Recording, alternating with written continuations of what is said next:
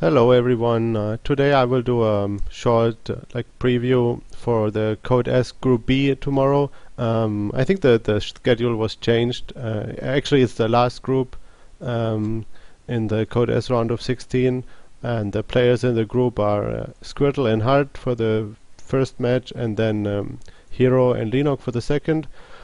And I got some tweets on Twitter that I should do another one, another line analysis like I did for WCS, and so I will do that again today. And I hope you will like it and find it somewhat interesting. Let's go. Here are the lines for Squirtle, Heart, and Hero Leenock. First of all, first in the top left you see the line on Squirtle and Heart. And then behind that you see the winning percentage that is required for that line to be break even. So if Squirtle wins 78.27% of the time or more, then it's good to bet on the minus 370. And if Heart wins more than 25.13% of the time, then you should be betting on Heart. And behind that is the lines on the handicap. It's a best of 3, so the minus 1.5, you have a line of minus 104. That means Squirtle has to win 2-0, or otherwise you are losing your bet. And well, of course the line is considerably better than on the overall win, because it is loser's pick, and loser's pick generally makes a 2-1 more likely. And then you have the line on Heart. The plus 1.5 there is actually that he has to take at least one map more than 50% of the time here, like about 52 for the plus 1.5 to be to have a positive expected value. In this case, also I think that the Squirtle win, well, I mean, you see it in the line, is very likely. And I tried to find out what the first map is. The first map plays a very big factor in GSL, in my opinion, because but basically, if the first map is the best or second best map for you in the map pool, it means that you get to play on the best and the second best map, because you can always pick the other one of the two in your loser's choice. And it's not so easy to always find out the maps if there's no threat on Team Liquid already. But anyway, I tried to find it on the Korean GOM side, and I think that the first map for Squirtle against Heart is Whirlwind, and that would also explain why Squirtle is such a big favorite here, because Whirlwind, I think, is a map that is very good for Squirtle here and for Protoss in general. I don't know what the exact winning percentage for Protoss is on that map, but I think especially with somewhat new GSL maps, you should not be looking too much on the winning percentage, but more think about it like with logic. Whirlwind, it's a 4-player map. I'm not sure whether that generally is better for Protoss or Terran, but it's a very big map, that's for sure, and that's good for Protoss. The third base is not too far away from the natural. I guess one of the downsides is that there's quite some space for drops, but in general I would say this map is more favorable for Protoss, and most important of all, it's a big map. And as most of you probably know, Heart likes to cheese. I mean, he won with a lot of cheese against Naniwa in the first GSL group stage. One time I think he did 1-1-1, and it was it was a very close game, and Naniwa failed around a bit and lost. And so the most likely way for Hero to win is with something like a 1-1-1 or a fast Hellion drop, as we saw today in the match. Which one was it? I think JYP against Marine King on Daybreak. Something like that. I think that's the most likely scenario for Heart to take a map. But then the first map is Whirlwind, where early cheese is a lot weaker than on a map let's say Antigua Shipyard or Ohana. I think Ohana is a pretty good 1-1-1 map from what I know. But we should not only be looking at this, but you should, like, when you think about whether you want to bet and, like, well, who you think is going to win, etc. You should also be looking at the stats of the players. It's not too meaningful because many of those games might be quite old, but in this case, here is TLPD. I like this page. It's not that up to date always, but it gives you like a rough overview about how the player is doing. And you see that lately, Heart he lost to Squirtle to 0-2. I think I saw at least one of the games, and I think actually he lost quite badly to Squirtle in the last group stage, and he barely won against Naniva. I think it was actually very close, if I remember correctly.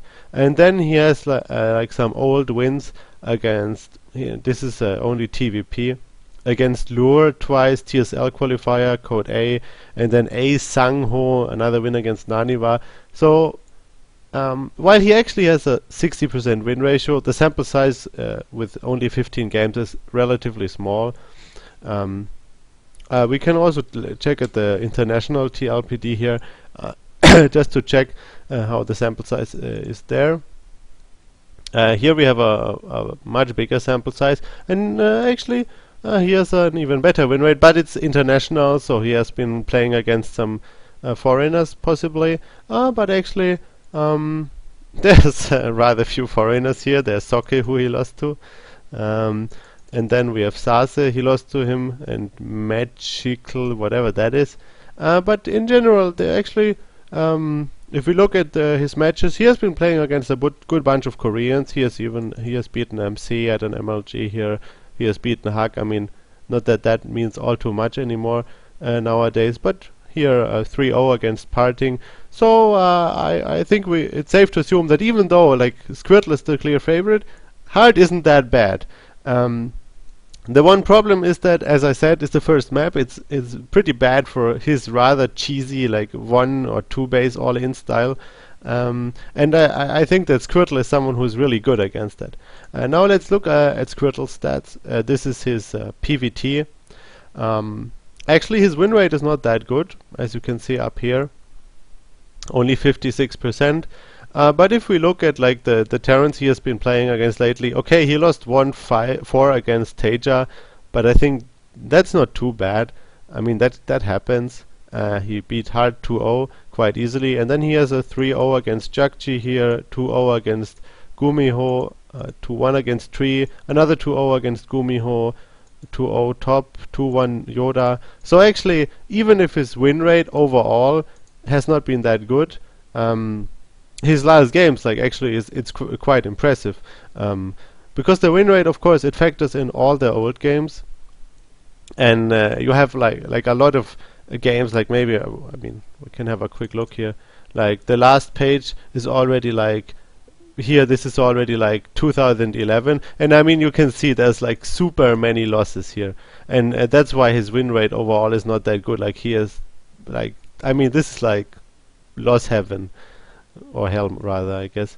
And yeah, so like the win rate here, this doesn't mean all too much. It's more important to look like how the current shape of the player is against the race, and I would say it's quite good, and he also beat Hart quite easily last time.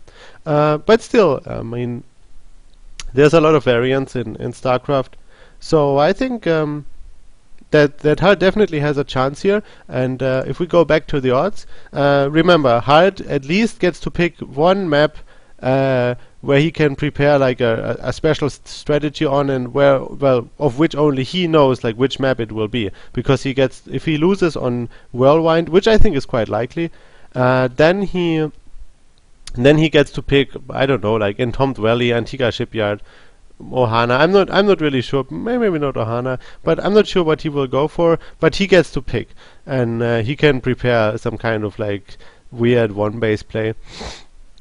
And of course, Squirtle won't know what it is. So, and that's why I actually think that the high line on the plus 1.5 on Heart is quite nice here, because I mean, first of all, he has a.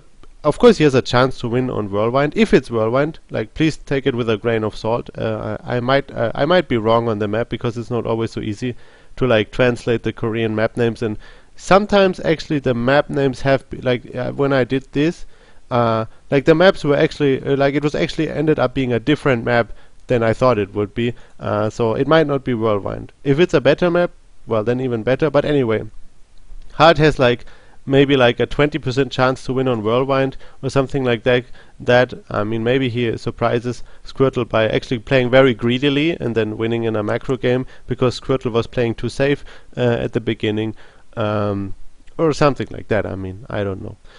So yes, we like you. I guess you could also take the Heart win here, but generally, I think like if I had to pick one, I would go with the Heart plus 1.5 here,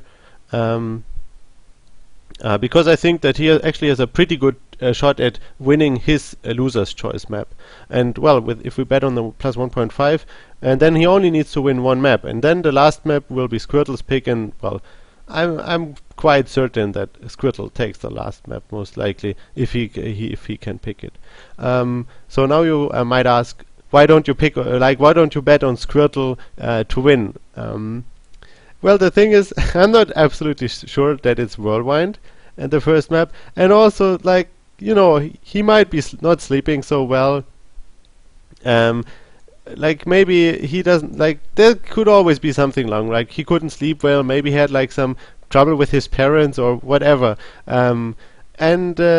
Yeah, the line is really quite bad. Like he has to win almost 80% of the time here, and yes, like you can always get surprised in StarCraft, and that's why I don't really like it's like there's always that something can go wrong, and that's why I don't really like to bet on Squirtle here. But on the other hand, like the win of Heart is also, I don't know, like it's just a lot of uncertainty here, and that's why I personally would prefer like to go with the 1.5. And I also believe that Squirtle winning against Heart by 2-1 is I think the most likely score here. Yeah, but let's not stay longer with this and move on to the next match, which is Hero against Leenock. Here, I guess, well, I'm not actually sure whether I agree with Hero being a small favorite. It's about, like, if you take out the juice, it's around 55 to 45. A little, yeah, that's about right, I guess. Yeah, yeah, a bit less than that, a bit less than 55. The reason being is that, as you might know, Hero was in Valencia for DreamHack, and tomorrow is tomorrow is Thursday, but Valencia lasted till Sunday, so his flight back was most likely on like Tuesday afternoon. That means he arrived in Korea on on Monday afternoon.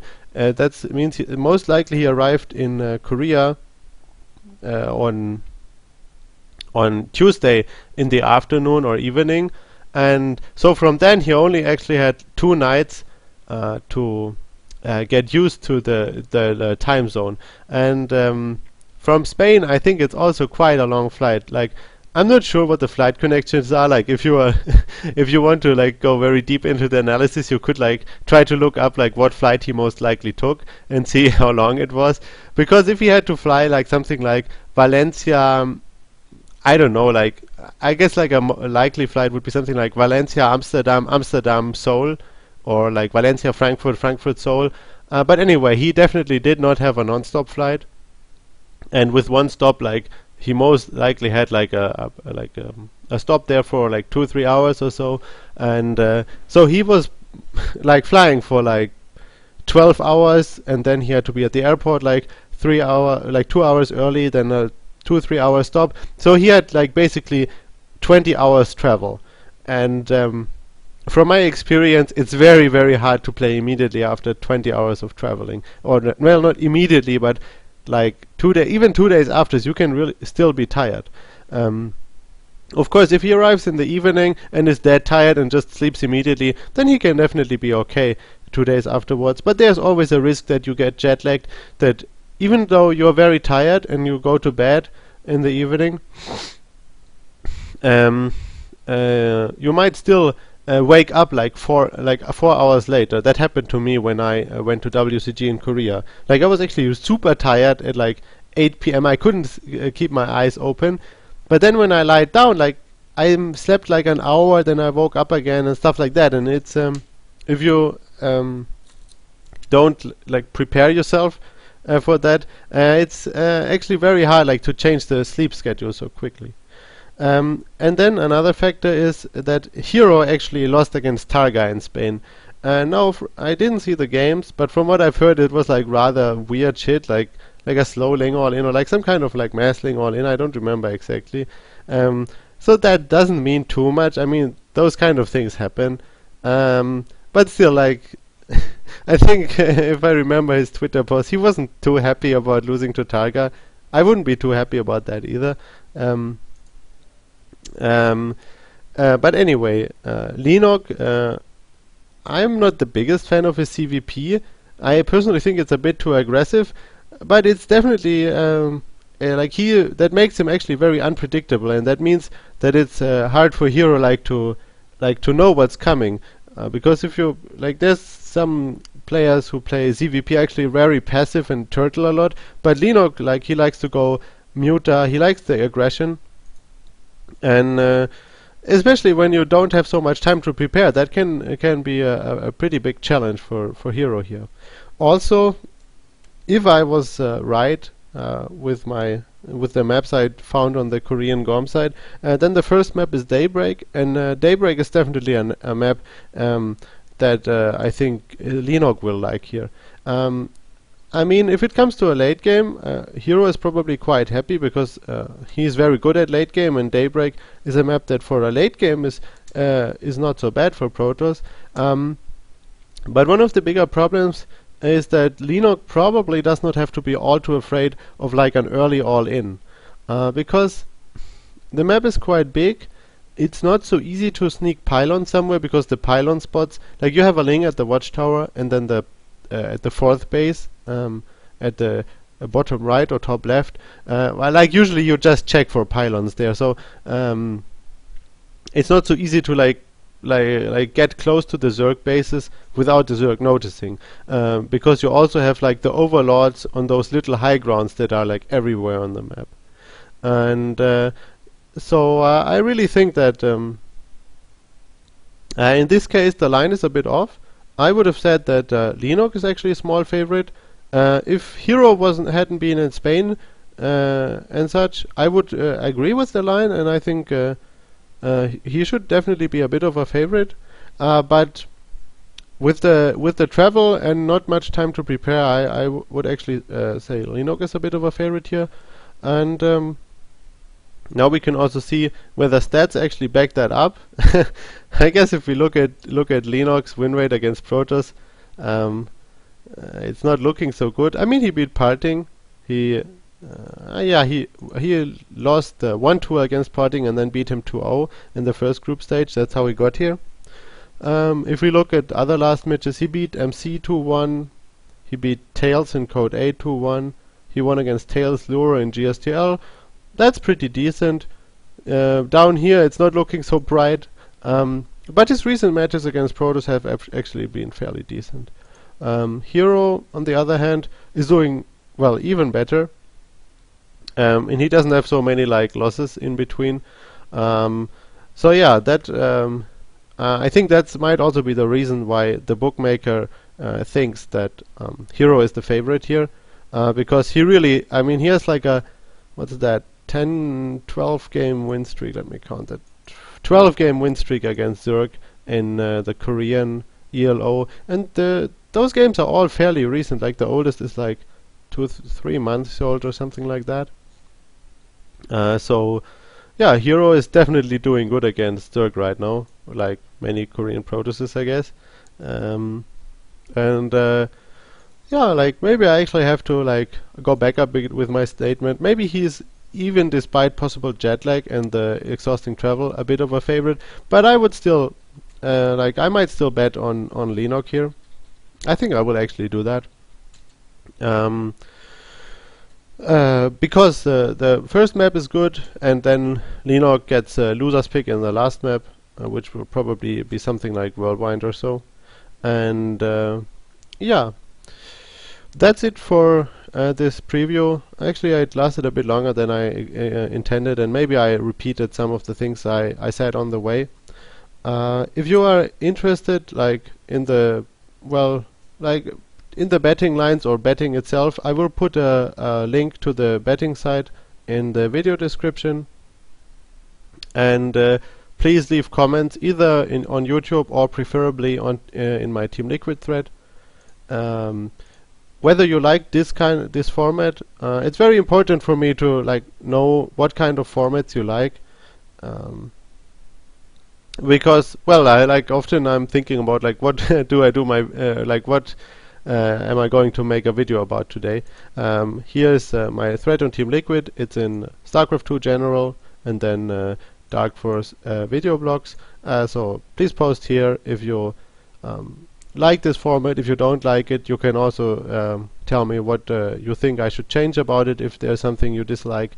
And you can also post just general questions that you are curious about, and I will do another question and answer video in a bit.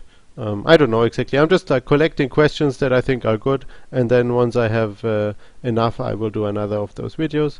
Also in the thread you find an episode listing of my former videos, so please watch those also. And yeah, I hope you liked this video. Subscribe to my channel if you did, and if not, I mean, you can subscribe anyway. Maybe you just like me. Anyway, I'm super tired already because I didn't sleep much last night, so I'm gonna call it a day. Good night.